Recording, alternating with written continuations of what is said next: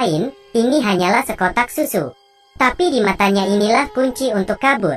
Ia mengupasnya, mengeluarkan bagian film tipis, dan mengeluarkan film tipis ini lalu dibersihkan.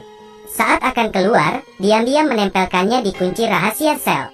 Jadi pada saat penjaga menekan kode tersebut, jarinya ikut menekan 4 tombol itu. Sekali lagi ia melambaikan film itu. Dia mendapat 4 angka. Jadi, mungkin ada 24 kunci kombinasi. Selanjutnya adalah mencoba kata sandi. Tapi bagaimana cara menyentuh kunci ini? Dia meremas kertas toilet menjadi bola-bola kecil. Kemudian meremas pasta giginya. Sama seperti itu dia membuat banyak hal. Kemudian menggunakan kertas kado. Terus meremas dan mengencangkannya. Sebuah bola bundar besar direkatkan. Saat penjaga membantunya melepas borgol, dia segera memasukkannya ke lubang di jendela kecil. Begitupun jika sipir mengunci jendela kecil itu, masih mungkin untuk dibuka. Dari jendela kecil, ia mengulurkan tangannya dan mencoba kata sandi. Paling banyak adalah 24 kali, dia bisa melakukannya dengan benar dan cepat. Untuk mencegah kamera menangkapnya, pertama-tama dia harus tahu apa yang dilakukan para penjaga. Jadi dia mendengarkan suara di luar setiap saat.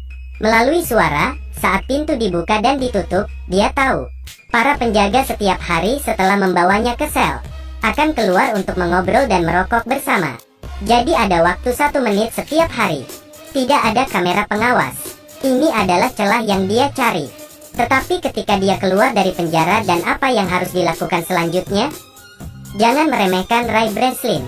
Dia tahu itu untuk melarikan diri dari penjara dengan sukses. Akan ada 3 faktor. Struktur denah penjara, dan di luar harus ada yang membantunya. Dia sudah tahu aturannya. Untuk tata letaknya, dia sudah memahaminya. Begitu dia keluar penjara, dia pergi kemana-mana untuk mengamatinya. Penjara yang ketat ini ada kelemahan, yaitu stasiun pemadam kebakaran di sebelah penjara. Hanya ada satu masalah, hanya ruangan hitam kecil itu yang ada di dekatnya. Jadi dia mengambil inisiatif untuk menimbulkan masalah, memukul orang jahat sampai terluka. Para narapidana dipenjarakan di sebuah ruangan hitam kecil. Itu sebabnya ketika dia mencoba kodenya, dia meninggalkan ruangan hitam itu, menemukan ventilasi ke stasiun pemadam kebakaran. Dia memanjatnya. Ketika para penjaga melalaikan tugasnya, dia naik dari sisi ini ke atas pipa ventilasi, mendatangi stasiun pemadam kebakaran, dengan cepat mengganti bajunya dengan baju pemadam kebakaran yang tidak terpakai di sini. Sekarang harus ada faktor ketiga, cadangan.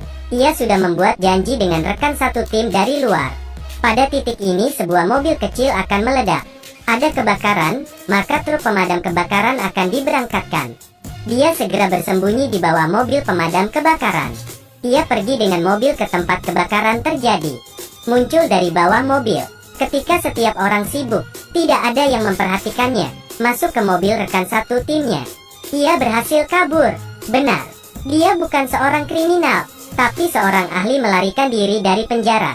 Dipekerjakan oleh Biro Penjara Federal untuk menguji secara nasional tingkat keamanan setiap penjara. Metode pengujiannya adalah menggunakan identitas palsunya untuk masuk penjara, kemudian mengandalkan dirinya sendiri untuk keluar. Dalam 7 tahun dia memeriksa keamanan di 15 penjara. Tidak ada tempat yang bisa menahannya. Sampai suatu hari, orang dari Chia mendatanginya. Ia mengatakan ada penjara yang sangat misterius, terutama menahan penjahat yang tidak ingin diterima oleh negara manapun. Chia ingin memeriksa apakah penjara ini aman atau tidak. Tetapi mereka tidak tahu di mana penjara ini. Ini adalah misi yang berbahaya. Ray Breslin setuju dengan mereka. Segera tanggal penangkapan tiba. Sebelum berangkat, takut terjadi sesuatu, bawahan juga memberi alat pelacak GPS di lengannya. Baru saja melangkah keluar, Ray Breslin segera ditangkap. Tapi dia tidak menyangka, orang-orang ini menggunakan kekerasan dengan cara yang tidak biasa. Pertama menggunakan pistol untuk menjatuhkannya. Setelah itu semuanya sepertinya sudah direncanakan. Langsung menggunakan pisau untuk mengeluarkan GPS. Kemudian obat penenang dimasukkan ke lehernya, membuatnya tidak sadarkan diri. Menunggu sampai dia sadar kembali, dia bertemu dengan seorang kepala penjaga dengan setelan jas dan sepatu kulit. Ray Breslin merasa tidak tahan. Dia berkata bahwa itu terlalu kejam, dia tidak bisa melakukannya. Kemudian memberi isyarat bahwa Sari meminta sipir untuk membebaskannya. Tanpa diduga sipir tidak menyadarinya sedikit pun. Masih menahannya. Ternyata kepala polisi itu bersama satu orang. Ingin merencanakan dan menyakiti Ray Breslin. Ingin menahan Ray Breslin di sini. Terkunci seumur hidup. Ini adalah penjara paling ketat di dunia. Sel setiap orang terbuat dari kaca tempel. Narapidana yang ke toilet juga bisa melihat dengan jelas. Tidak perlu menyebutkan tindakan kecil apapun. Sel itu dibangun di udara. Metode penggalian tradisional sama sekali tidak bisa dilakukan. Di ruangan tertutup 100%. Tidak ada yang bisa menyentuh sinar matahari. Jumlah penjaga penjara beberapa kali lebih banyak dari jumlah narapidana. Semuanya bersenjata lengkap. Topeng itu mencegah mereka berbicara dengan penjahat. Ini untuk menghindari tindakan komunikasi pribadi. Penjara ini memiliki ratusan ribu kamera. Ada juga kamera berbentuk lingkaran. Bergerak kapan saja, dapat melihat siapapun yang diinginkannya. Tapi sel ini bahkan lebih menakutkan. Selalu menyalakan lampu yang sangat terang. Jika pernah dipenjara di sini, matamu tidak akan terbuka. Bahkan lebih panas dari sauna. Ini benar-benar penderitaan. Ray Breslin melihat penderitaan di sini. Mencoba mengamati struktur sel. Menghitung cara untuk memecahkannya. Menunggu dia memikirkannya. Dia kelelahan dengan hipoglikemia karena kehilangan darah dan dehidrasi. Tapi dia masih menemukan celah yang dia inginkan. Tidak salah, itu adalah paku keling di lantai. Dia punya rencana. Pembobolan penjara tidak bisa tanpa asisten. Aturan lama, pertama adalah mencari teman baru. Tidak perlu menunggu Ray Breslin tersenyum. Ada seseorang yang datang untuk berteman dengannya lebih dulu. Rekan satu timnya adalah tangan yang berotot. Namanya adalah Emil. Dia sepertinya telah melihat keberanian Ray Breslin dengan jelas. Begitu dia tiba, dia bertanya apakah dia membutuhkan bantuan. Ray bilang dia ingin sepotong logam. Emil mengatakan ini tidak mungkin. Ray berkata jika kamu tidak memberiku, aku tidak akan berteman denganmu. Jadi Emil tidak punya pilihan selain masuk ke ruang interogasi. Dengan panik mengejek sipir di sana. Kepala penjara marah, meminta penjaga menghukumnya dengan siksaan air. Mereka mengambil selang untuk menuangkan air ke mulut Emil. 10 detik kemudian, dia hampir tenggelam. Tapi sekarang dia mendapatkan apa yang dimiliki ruang interogasi. Mengambil tutup lubang. Setelah selesai, dia menyerahkan tutup itu kepada Ray. Ray menganggapnya sangat hebat.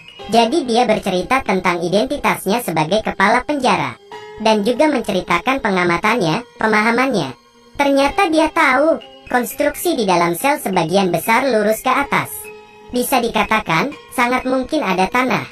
Selanjutnya, suara air terdengar di bawah sel. Dia berspekulasi bahwa ada pipa air di sana. Ini pastinya adalah jalan keluar. Kemudian mereka harus kembali ke sel. Setelah perencanaan, segera mulailah ia mengambil tindakan. Emil bertanggung jawab untuk memulai perang. Ray mencengkeram sepotong roti di tangannya. Dengan sangat cepat petugas datang. Mereka semua dibawa ke sel dengan cahaya terang. Baru saja masuk, Ray segera membuka tutup yang diberikan Emil padanya. Pantulan cahaya yang kuat bersinar di paku keling. Tunggu sebentar, mengapa hal ini sangat bercahaya? Ternyata dia pernah memolesnya dengan pasta gigi sebelumnya. 10 detik kemudian, 100 derajat Celcius menyebabkan tiang mengembang sebesar 0,03 cm kubik. Segera muncul, Ray dengan cepat menariknya keluar. Kemudian melakukan hal yang sama dengan 3 kancing lainnya. Selesai, dia memasukkan roti ke dalam mulutnya. Pada saat yang sama mengisyaratkan perhatian Emil. Emil mulai berteriak. Seperti yang diharapkan, kepala penjara segera menoleh padanya. Ray segera berdiri, menempelkan roti kunyah ke kamera, memblokir pandangan. Lalu dia membuka lantai itu. Turun ke bawah. Dia turun ke ruang di bawahnya. Kemudian memanjat pipa air. Menunggu dia naik ke puncak. Membuka penutupnya. Keluar. Dia sangat terkejut dan tercengang. Ini tidak di bawah tanah seperti yang dia duga. Tapi itu adalah samudera yang tak terbatas. Dia berada di dek kapal tanker raksasa. Selain itu, ada penjaga di mana-mana. Kabur ke laut? Tidak mungkin kabur. Dia hanya bisa kembali. Padahal mereka sudah tahu lokasinya. Tapi dia pada dasarnya tidak bisa memikirkan cara untuk melarikan diri. Terkurung di tengah laut. Sangat sulit untuk terbang. Ini adalah sebuah pikiran yang dangkal. Kepala penjara menemukan paku keling. Menemukan upaya melarikan diri oleh Ray Breslin. Memulai penyiksaan untuk mengasingkannya. Dia baru saja pergi tidur. Para penjaga segera mengetuk jendela dan mencegahnya tidur. Menunggu sampai dia sangat lelah sampai dia pingsan. Para penjaga datang untuk memukulinya lagi.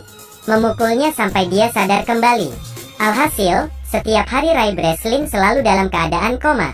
Setelah sedikit nafas, dia pingsan. Tidak lama setelah itu, dia perlu pergi ke dokter. Setelah pemeriksaan, dokter mendecakkan lidahnya. Tapi meski begitu, Ray Breslin masih tidak mudah dikalahkan. Menunggu sampai mereka berhenti menyiksa, dia terus memikirkan cara. Setiap hari dia makan nasi. Di atas meja makan, dia selalu diam-diam menciptakan alat untuk melarikan diri dari penjara.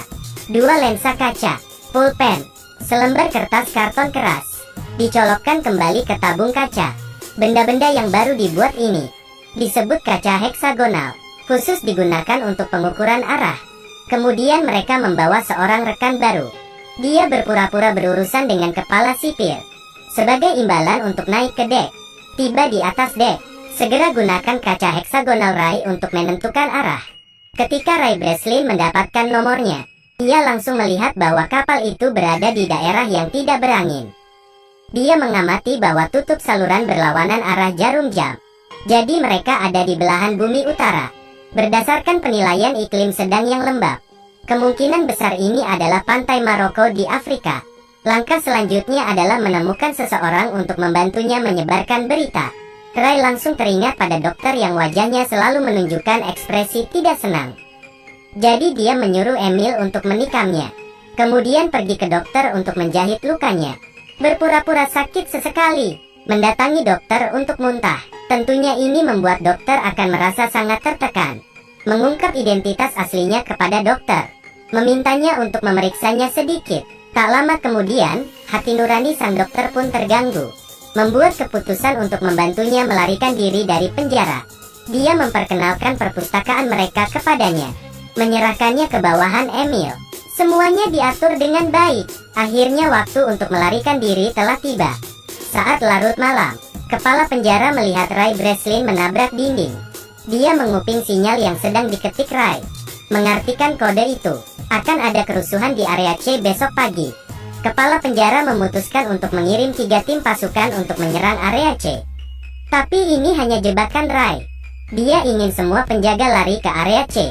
Dengan demikian, hanya 2 tim yang tersisa di tempatnya. Kerusuhan yang sebenarnya dimulai. Rekan tim memulai kekacauan. Kedua geng itu mulai berkelahi. Para prajurit di atas mengarahkan senjatanya ke bawah. Tapi Ray diam-diam pergi ke depan dan menyelinap. Kemudian memanjat tangga, mengikuti jalur pipa untuk naik ke dek. Siapa yang tahu pintu tersebut menggunakan kunci elektrik. Tidak bisa terbuka bahkan ketika dia menggunakan kekuatannya. Ray Breslin memutuskan untuk pergi memutuskan aliran listrik. Dan itu berarti dia harus turun. Dia tidak punya pilihan lain. Turun ke ruang listrik. Saat dia sedang mengontrol komputer untuk mematikan sirkuit. Seperti yang diharapkan, Emil bisa membuka pintu. Dia akhirnya bisa naik ke kapal. Pesawat yang dipesan juga tiba tepat waktu. Saat dia mendekati pesawat, musuh juga masuk. Emil tidak bisa pergi, karena pria itu belum muncul. Jadi dia mengambil senjata. Tatapannya berubah menjadi kejam. Pria legendaris ini, dalam sekejap menjadi senjata pembunuh berdarah dingin. Di sisi lain, sipir memblokir Ray di ruang listrik. Dia sama sekali tidak terburu-buru, karena Ray Breslin seperti ikan di jaring. Tapi yang aneh adalah, dia tidak bisa menemukan Ray dimanapun. Saat ini, bawahan telah memulihkan arus listrik. Dia tiba-tiba mendengar, tangki air mulai menyiram air secara otomatis. Senyumnya berangsur-angsur memudar. Dia lupa langkah penting ini. Ray Breslin memang ada di tangki air. Tangki air baru saja dibilas. Dia segera hanyut ke dasar laut. Ray muncul ke permukaan. Emil melihatnya di saat yang tepat. Turun dan menjemput dia. Sipir juga telah mencapai dek. Ray Breslin ditemukan berdiri di atas tangga. Langsung mengarahkan pistol ke arahnya. Hidup mati dalam sekejap. Melihat Emil melempar pistol, Ray Breslin menggenggam erat. Dengan segera menembak. Tangki minyak di bawahnya. Kepala penjara menunduk dan melihat. Kata kurang ajar belum diucapkan. Secara bertahap lenyap di lautan api. Beberapa waktu kemudian, mereka pergi ke pantai di Afrika. Seseorang datang menemui Emil. Gadis ini adalah orang yang sama, yang menyuruh Rai sebelumnya. Ternyata dia adalah putri Emil. Alasan mengeluarkan uang untuk mengundangnya datang karena dia ingin membantu ayahnya melarikan diri dari penjara. Itu sebabnya ketika dia baru saja masuk sel, Emil mendatanginya untuk bekerja sama. Semua sudah direncanakan. Ray Breslin tersenyum lembut seolah tidak ada apa-apa. Hal yang sangat menyebalkan yang benar-benar ingin dia temukan adalah pria yang bekerja sama merencanakannya hal jahat ini. Beberapa hari kemudian, orang yang jahat ini bangun, menemukan dirinya terkunci dalam sebuah wadah. Dan kontainer ini duduk di atas kapal kargo raksasa, menunggu kapal berlabuh. Dia pasti sangat terkejut. Akhirnya Ray Breslin berhasil kabur. Setelah menonton legenda kabur dari penjara bersama bintang berotot, akhirnya saya merasa tidak bisa berbicara banyak. Memang, pengetahuan adalah kekuatan.